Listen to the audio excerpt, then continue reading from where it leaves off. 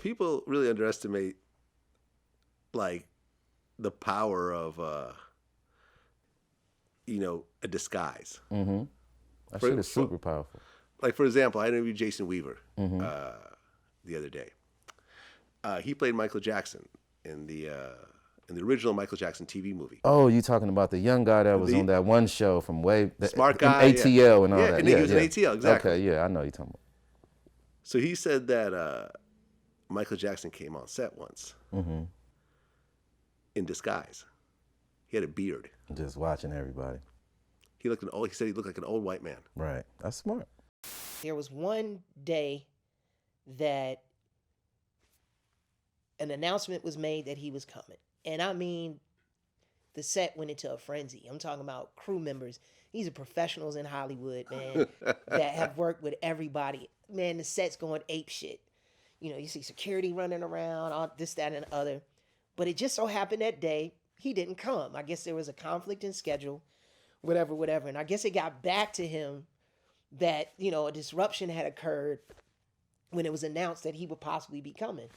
So when he eventually came to visit, an AD, I was on a break, and an AD assistant director pulled me over and said, "Hey, Jason, come to this trailer. Somebody wants to meet you," and blah.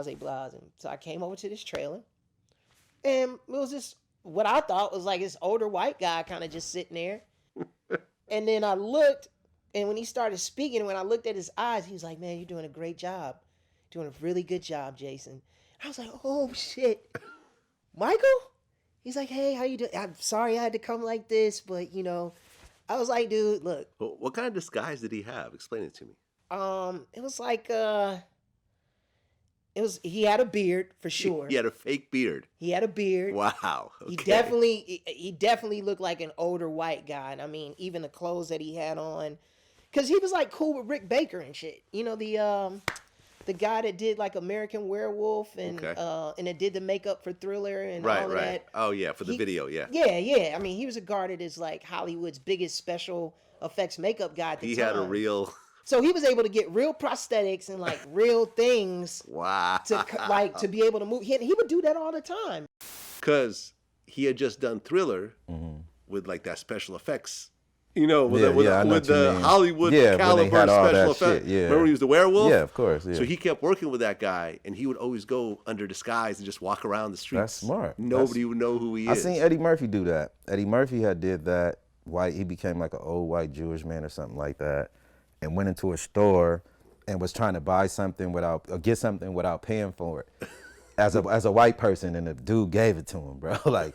And then he came back as a black man, and it was like, nope. I swear to God. And that was like in the 90s, but yeah. So yeah. Yeah, man. I mean, people want to show off and let everyone know that they're getting a bunch of illegal money. It's stupid.